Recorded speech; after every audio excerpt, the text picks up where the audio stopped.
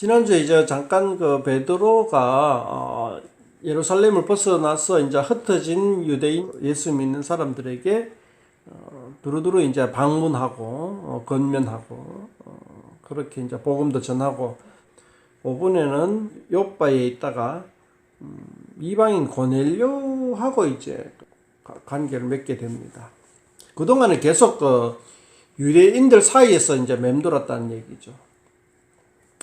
사도 바울이 그 사마리아 성에서 이렇게 했고 헬라파 유대인들과 이제 이렇게 여러 가지 이제 관계를 맺어 온 것과는 조금 더 그 유대 민족 중심의 행적을 보였던 베드로죠. 그런데 이제 완전히 이방인 로마인 그 고넬료라는 사람과 이제 그 만나게 되는데 그 만나게 된 배경에는 그 바로 성령님의 그 중재하심이 있었죠. 이 10장은 굉장히 그 이방인에게 복음이 열리게 되는 중요한 장입니다. 지금까지는 그 복음이 유대민족 안에서만 돌고 있었죠. 그래서 이제 이 10장에서 보면은 이 베드로라는 사람은 굉장히 그 유대민족에서 벗어날 수 있는 이 사고방식 자체가 없었던 거죠. 그만큼 유대인들에게 있어서는 유대민족 우선 선민의식이 그만큼 뿌리 박혀 있고 뿌리 깊은 그런 사상이단 말이죠. 아무리 베드로가 예수님을 영접하고 복음을 받아들이고 예수님으로부터 많은 어떤 그 교육을 받아왔지만은 그럼에도 불구하고 이 뿌리 깊은 유대민족의 선민 사상에서 어떤 벗어날 수가 없었던 그런 사고 체계를 가지고 있다는 거죠. 그래서 이제 성령님이 특별한 인도하심으로 우리가 본문에서 읽어봤지만은 특별한 인도하심으로 이방인을 만날 수 있도록 중재하는 그런 역할들을 해왔던 거죠. 10장에서 이제 주인공은 우리가 이제 고넬료도 볼 수 있지만은 사실은 베드로가 이 10장에서는 우리가 한번 주목해 봐야 할 인물인 거죠. 고넬료의 핵심보다도 베드로의 사상 체계가 바뀌는 것에 대한 것을 이제 우리가 주목해야 됩니다. 10장에서 가장 중요한 것은 이제 복음이 전 세계 유대민족을 뛰어넘어 전 세계의 모든 민족에게 복음이 전파된다 하는 것이 가장 중요한 키포인트입니다. 이로써 이제 민족에 한정되어 있던 하나님이 이제 세상 모든 민족에게 전파되는 그런 어떤 계기가 되죠. 자, 이제 그런 중요한 사실을 기반으로 하고 구체적으로 한번 살펴보면은 이 고넬료라는 사람은 유대교에 정식으로 입교한 건 아닙니다. 그렇지만은 유대교의 가르침을 따르고 있는 사람. 이제 그렇게 우리는 이제 살펴볼 수 있습니다.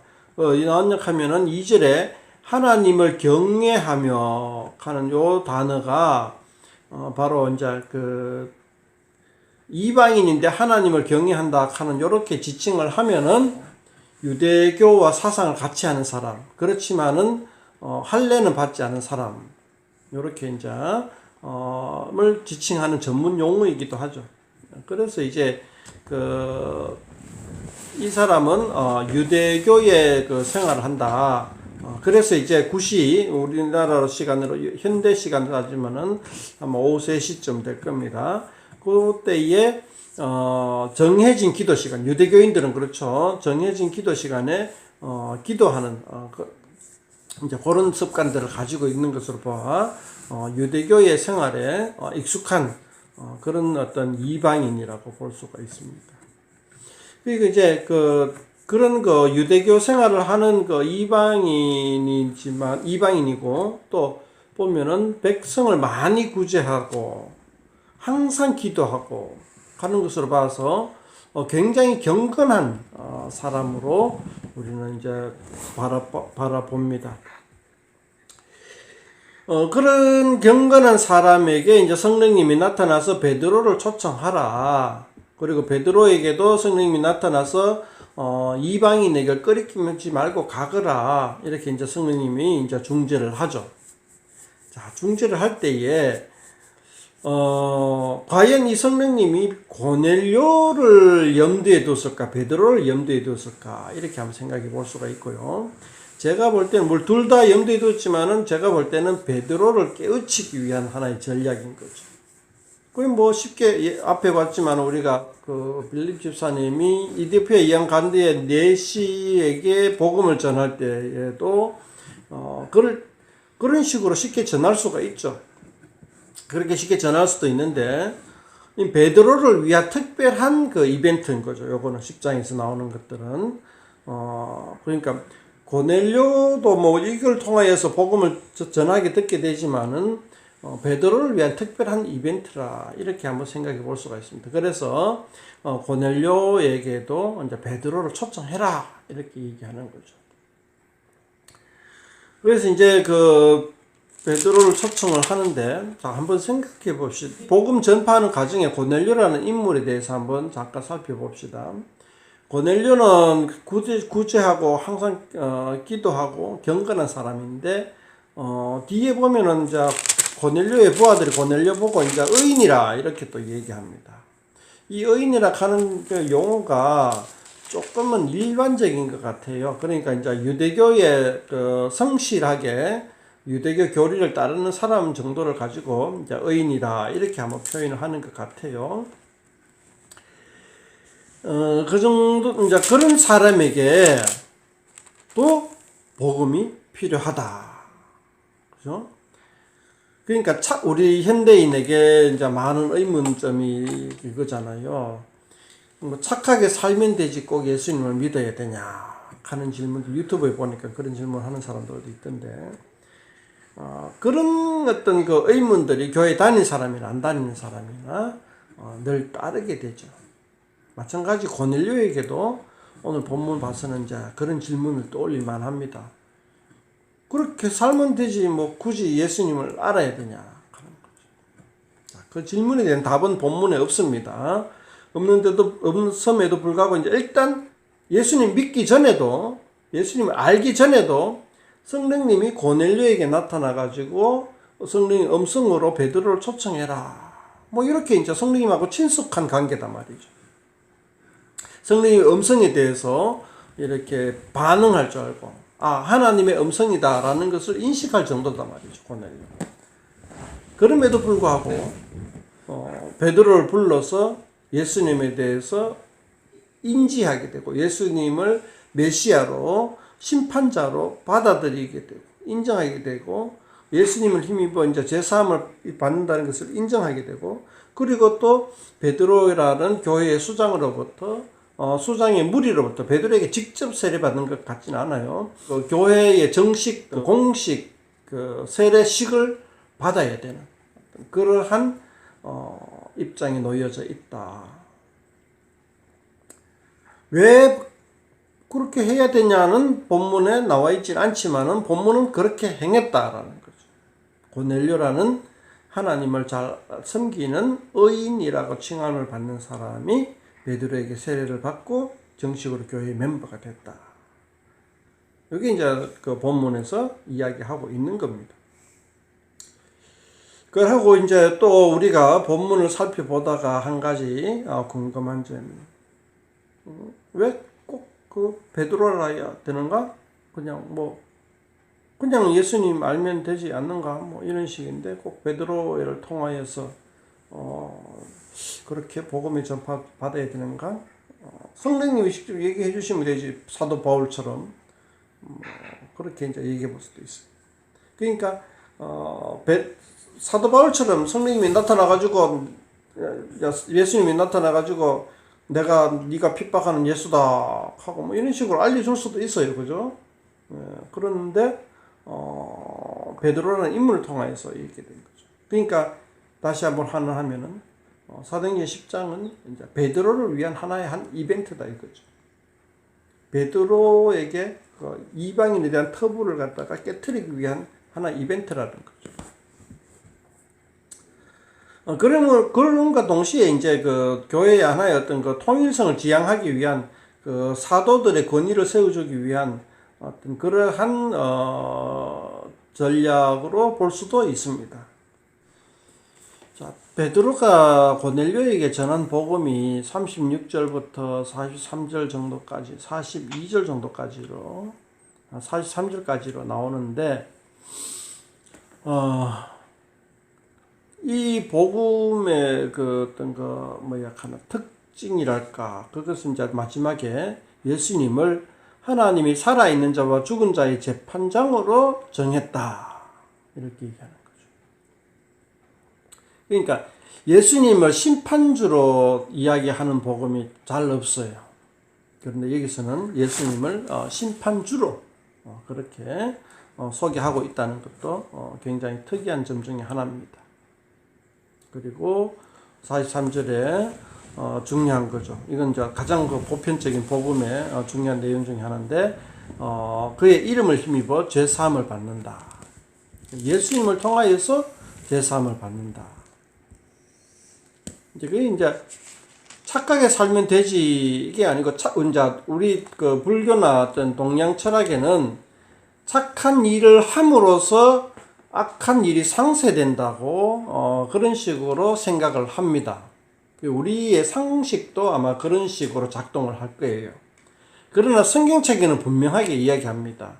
착한 일을 하는 거는 당연한 거고, 악한 일을 한 거는 거기에 대한 당연한 어떤 그 형벌을 받는다는 것이 성경책의 일관된 그 주장이죠.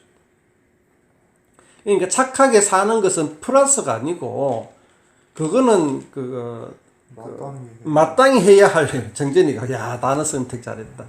그냥 마땅히 그냥 해야 할 일이고, 악한 행위에 대해서는 마땅히 벌을 받는다. 그게 이제 성경책의 사상이죠. 근데 우리 동양 철학이나 불교에서는 뭐라 합니까? 천주교도 그렇죠. 선한 일을 하면은 그 악한 일에 대한 상쇄하는 효과가 있다. 이렇게 이제 우리 생각을 가르치고 있고 생각을 하고 있고, 그게 상식화되어 있는 거예요. 그렇지가 않다는 거죠. 그렇기 때문에 우리가 착하게 살면 되지, 예수님이 뭐 필요하노 하는 것에 대한 어떤 하나의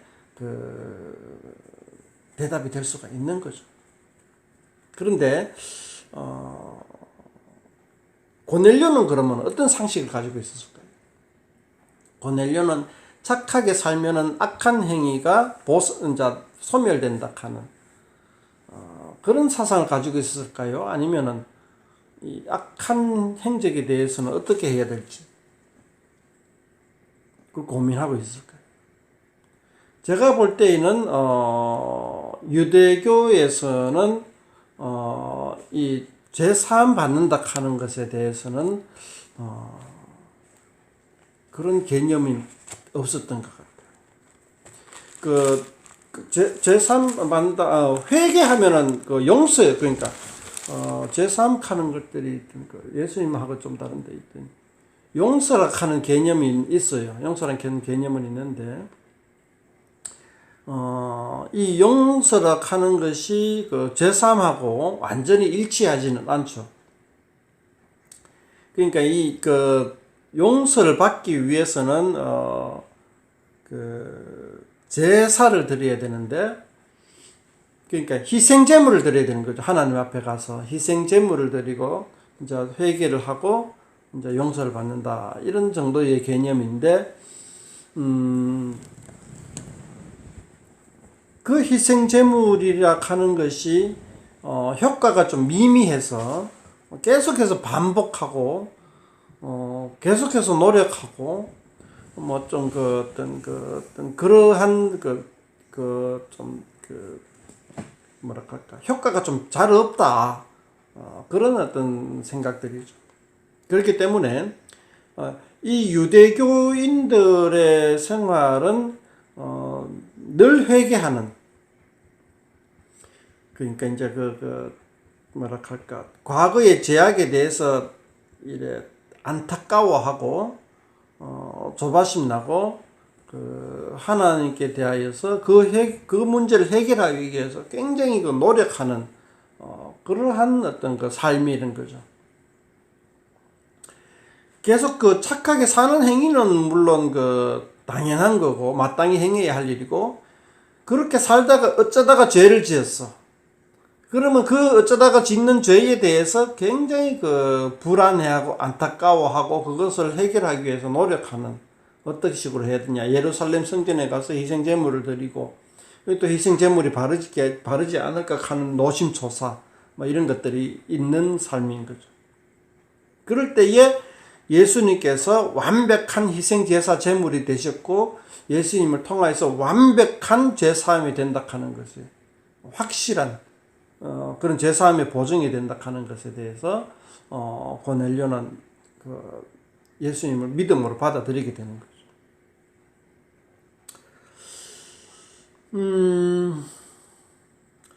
그런 어떤 고넬료의 어떤 요런 어떤 회심과 과정과 회심의 이유, 제사함, 이런 것들을 통하여서 우리는 고넬료 같이 경건하고 착하고 또 구제를 많이 하고, 구제가 착한 행위잖아요. 그런 일을 많이 하고 하나님 앞에 경건하고 의인이라 칭함을 받는 그런 사람도 예수님을 믿고 확실하게 죄사함을 받는 그런 어떤 과정들이 필요하다. 과정뿐만 아니라 예수 공동체에 소속되는 것도 필요한 거죠. 그런 것들이 필요하다라는 것이 이제 우리가 사도행전 10장을 통하여서 얻을 수 있는 교훈 중에 하나다, 이렇게 얘기할 수 있습니다. 오늘날 우리에게는 크게 중요한 것으로 와닿지 않는 사항이지만, 사실상 사도행전 10장의 가장 중요한 내용은 그거죠. 이방인, 유대민족의 예수님이 아니라 온 세상 모든 민족의 예수님이다라는 사실이 사도행전 10장에서 가장 중요한 사실입니다. 우리는 이제 이게 상식이 되어 있기 때문에 이게 크게 중요한 것으로 와닿지 않을 뿐입니다. 워낙에 이게 상식이 되어 있기 때문에. 단지 이것을 갖다가 이제 좀 현대사회, 우리 교회에 적용하기는 우리 교회에서는 크게 이걸 가지고 적용할 것 같지는 않을 것 같고, 단지 이제 현대사회에서 이제 다른 세상을 바라보면은, 미국 같은 경우는 최근까지만 하더라도 흑인들에 대한, 미국에서 백인들 사회에서 타민족은, 타 종족은 흑인들밖에 없기 때문에, 요즘은 황인종도 있지만 이 교회가 따로 있어요. 백인들의 교회, 흑인들의 교회. 이런 것들이 사도행전 10장의 정신에서 정면으로 위배된다, 이렇게 한번 생각해 볼 수가 있습니다.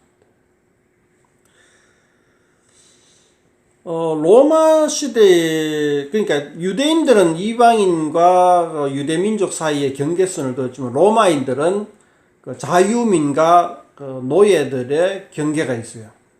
노예들은 인권이 없는 거죠. 노예들은 인권이 없고, 그렇기 때문에 완전히 소하고 같아요. 노예들은 말할 줄 알고 기능이 많은 소하고 같은 거예요.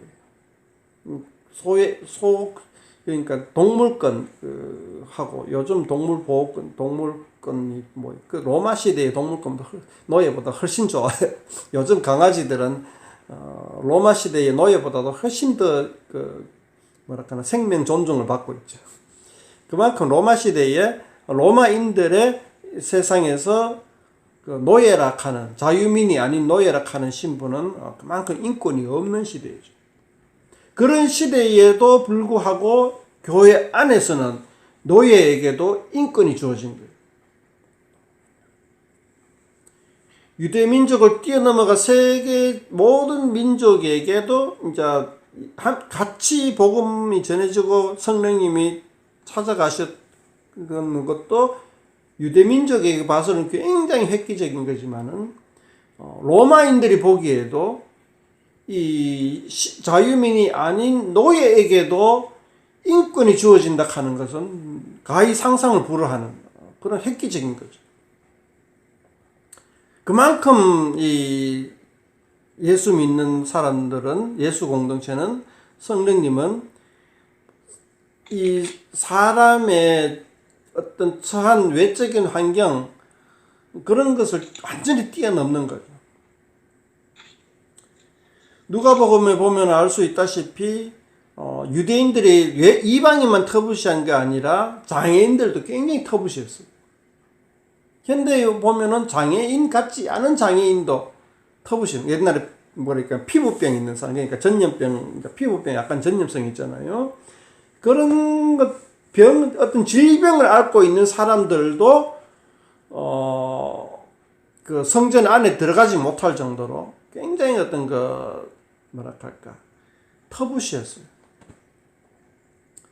그 다음에 여성들도 남성들에 비해서 한 정도 떨어지는 그런 어떤 터부시, 조선시대보다 좀 더 심했다고 할 수가 있죠. 조선시대는 생활 습관이었지만은 유대인 민족에게는 여성은 인간 이하로 받는 거죠. 똑같은 인간으로 보질 않았던 거죠. 그러니까 영어에 좀 남아있는데 man이 사람입니다. man은 남자가 있고 man은 원래는 사람이에요. woman은 뭐냐? 사람이 아닌 사람. 우가 이제 그 부정어를 뜻한다고 해요. 그러니까 man은 사람, woman은 사람 아닌 사람. 그런 식의 정도의 이제 개념이 가지고 있었던 거죠. 그런데 예수님이 그 모든 걸 다 똑같이만 평등하게 만들어버렸다. 그렇게 평등하게 예수님이 이제 그 예수 공동체에서 완전히 평등하게 된 거죠. 이방인, 유대인, 노예, 자유민, 또 그 야만인, 그러니까 헬라인이 아닌 사람들, 저 게르만족들, 뭐 그다음에 저쪽 아랍인들, 뭐 이런 사람들까지, 아랍인들까지, 그러니까 아프리카인들까지도 이 예수 안에서 똑같은 인간 대접을 받는 그런 그 혁명이 일어난 거죠. 예수 공동체 안에서 같은 시대를 살아가는 사람들 사이에서. 빌레몬스입니까? 거기 보면 이제 노예가 누굽니까? 뭐 이제 오네시모입니까? 나오는데 그 오네시모에 대한 이야기를 보면서 노예에 대해서 어떻게 생각했는지를 우리가 알 수가 있어요. 굉장히 획기적인 거예요. 완전히. 코바디스에 보면은, 그것도 보면은 나오는데, 노예에 대해서 똑같은 인간으로 대접해 주는 것이 로마인들에게는 굉장히 기이한 거였고, 예수 공동체 안에서는 당연한 거였고, 그랬던 것이 20세기에 와서, 19세기에 와서 미국에서 흑인과 인종차별이 일어나고 흑인에게는 인권이 없어져 버리는, 그게 교회 안에서 일어나는 겁니다. 백인들은 다 예수 믿는다고 겉으로는 얘기를 하는 거죠. 그렇지만은 실제로는 예수님 안 믿는 사람하고 똑같이 행동을 하는 거예요. 노예를 갖다가 인간 이하로 취급하고 물건 취급하는 거죠. 소처럼 사고 팔고. 뭐 조선시대에는, 그러니까 노예라 하는, 우리가 알고 있는 노예가 아니죠. 조선시대에는 노예가 아니고 뭐냐 하면 종, 그리고 머슴. 근데 이 종이라 하는 것은 평생 고용한 직원 정도 개념에 가까운 거죠. 노예라기보다는. 머슴은 계약직입니다. 1년 계약직 정도. 이제 1년 동안 이제 우리 집에서 일하면은 가을에 이제 연봉을 주겠다. 쌀 몇 가마니로. 이런 식으로 이제 1년 계약이죠. 그 다음에 이제 머슴은 자를 수가 있습니다. 근데 종은 못 잘라요. 종은 평생 숙식 제공해주고 결혼까지 보장해줘야 되고 결혼 생활까지 보장해줘야 됩니다. 물론 뭐 현대에 와서도 직원들을 갖다가 막 갑질해가지고 막 하는 뭐 대한항공 사태나 뭐 아니면은 남양호의 사태나 이런 어떤 나중에 짜줄게 그런 어떤 갑질이 있을 수는 있어요. 조선시대에도. 그렇지만은 서양의 노예 같은 그런 개념은 아니라는 거죠. 인권을 무시하는 그런 개념은 아니라는 거죠.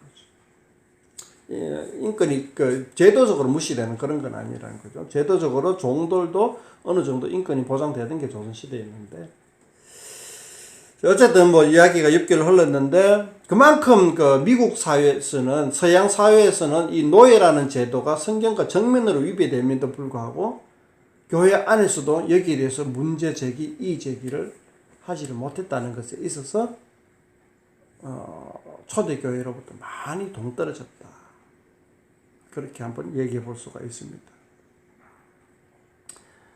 다시 한번 이제 우리 교회를 이제 돌이켜 보면은 이제 우리는 이 사도행전 10장을 통하여서 무엇을 느낄 수가 있는가?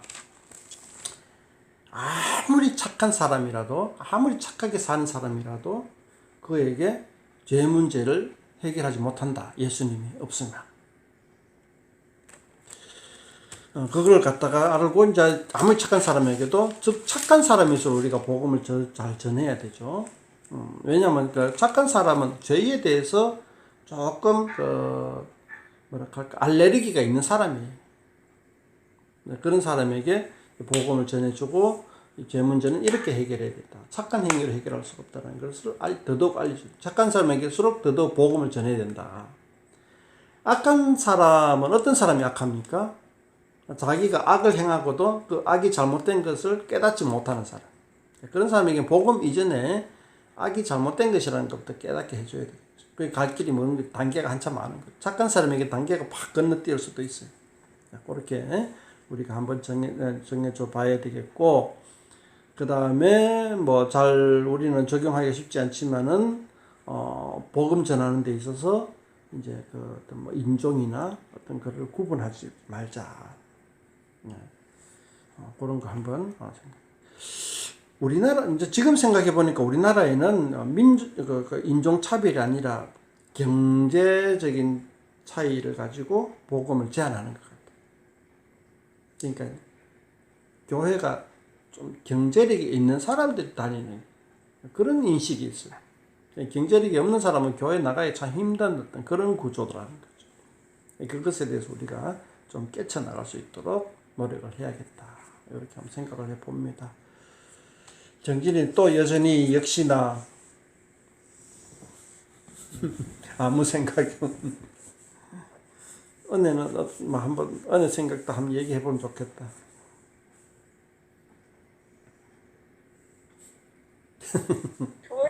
응? 교회에서 경제적 차이로 뭔가 나눈다는 말이 좀 맞네. 좀 뭐? 맞는 것 같아. 현대 사회에서의 뭔가 계급 차이 같은 게 교회에서 더 잘 나타나기도 하고. 그렇지. 그렇다. 헌금 많이 내면은 뭐 해주고 이래서 그런가? 그런 것도 있지만은 그러니까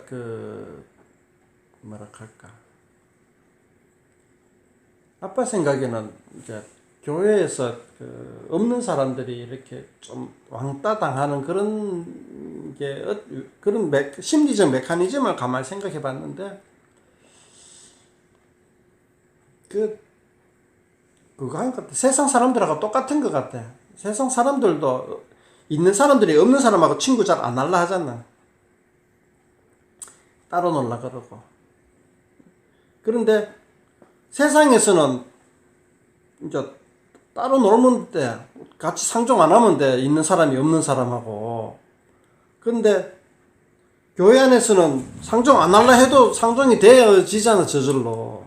예배드려도 보니 옆에 막 꾸질꾸질하고 그냥 뭐 휴대폰도 뭐 스마트폰 아니고 뭐 옛날 폴더폰 아니고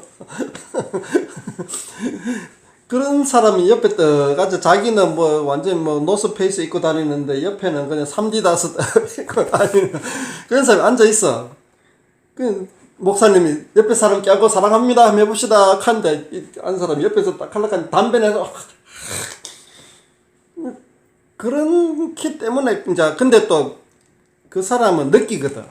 이 사람이 날 좀 끓이는구나 하는. 자기를 끓여하고 싫어하는 사람들 괜히 옆에 가서 부대끼기 싫잖아. 점점 소외되는 거. 그 다음부터 교회 안 나가게. 나는 이런 쪽에 어떤 좀 심리적 그게 있는 것 같아. 뭐 그냥 똑같은 거지. 세상 사람들이 그냥 뭐 있는 사람들끼리 놀고 없는 사람들끼리 노는 것과 똑같은 심리적 구조가 이제 교회 안에서도 있다. 근데 그런 세상 사람들의 폐단이 교회 안에서 있다는 게 굉장히 큰 문제인 거지. 그거를 극복해야 되는데 그걸 전혀 극복하거나 문제시 삼고 있지 않다는 것에 대해서 문제가 있는 거예요. 이렇게 저는 봅니다.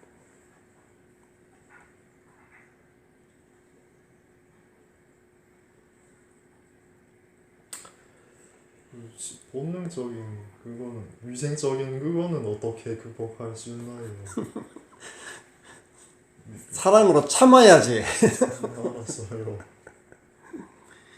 자, 1단계는 사랑으로 참아야 되는 거고, 고수는 어떻게 할까? 위생적인 거는 그 컨트롤할 수가 있나? 자, 신기하네. 낯선 사람을 또, 낯선 사람, 그러니까 잘 모르는, 그러니까 좀 이렇게 뭐, 가깝게 아주 친하지 않는 사람이 깨째째하게 오면은, 응? 참아야지. 내가 이것도 못 참나. 하고 같이 이제 예배 드릴 수는 있어. 그런데 이제 아주 고수는, 어떻게, 이제 아빠 정도 나이가 되고, 아빠 정도 이제 좀 이렇게 그 사회적 그 경험이 있는 사람, 아빠가 잘난 사람이 아니고, 아빠 나이대와 아빠처럼 이렇게 이제 이렇게 경제적 풍요, 부자는 아니지만은 경제적으로 이제 답답함이 없이도 살아봤고, 경제적으로 아주 깝깝하게도 살아본 사람은 깨째째하게 오는 사람 있잖아. 그러면은 아주 능글맞게 잘 대할 수가 있어. 이보시오. 이렇게 해가 다니면은 어디 뭐 좀 대접 받을 수 있겠어요? 하면서 저하고 같이 한번 목욕탕 갑시다 하고 그런 식으로 얘기해도 돼. 그러면은 그 사람이 자기 깨끗한 걸 지적을 해주지만은 정말 자기를 위해서 지적을 해주는구나 라고 느낄 수 있게끔 이야기를 해줄 수가 있는 거지. 근데 이 사람 좀 씻고 다니소 이러면은 이 사람 나 싫어하는구나 하고 슬슬 떨어지게 되고. 여보시오. 그럼 주머니에 돈 이렇게 한 10,000원, 20,000원 턱 찔러주면서 다음 주에 올 때는요 좀 씻고 오세요 하고 알았습니다 하고 그러지? 그 이제 어투라든가 말이라든가 이런 걸 통해서 그 사람을 사랑하는 마음인지 그 사람하고 상종하기 싫은 건지 그렇게 이제 표현해 줄 수가 있다는 거예요. 그렇구나. 근데 그 정도 되려고 하면 이제 네 나이 때는 좀 힘들겠지. 그렇게 표현하기가. 그지? 근데 이제 그렇게 하려고 하면은 좀 사회생활도 좀 많이 해보고 또 자기도 지저분해 본 적이 있고 지저분해 가지고 남한테 가까이 가려고 했기에 좀 내가 행색이 이래가 좀 가까이 가기가 그렇다. 뭐 이런 어떤 심리적 위축도 당해보고 뭐 그 다음에 때깔나게 입어가지고 좀 폼 내가지고 다녀보기도 하고 이런 경험들이 다양하게 쌓였을 때에 그런 사람들을 보고 측은지식도 생기고 그 사람들의 심리도 이해가 가고 그렇게 되는 거지. 그러니까 사도 바울처럼 부한 곳에 처할 줄 알고 가난한 곳에도 처할 줄 알고 가는 그러한 삶의 경험들이 있어야지 다양한 사람들을 이제 이렇게 사귈 수가 있고 접근해 줄 수가 있고 도와줄 수가 있을 것 같아요.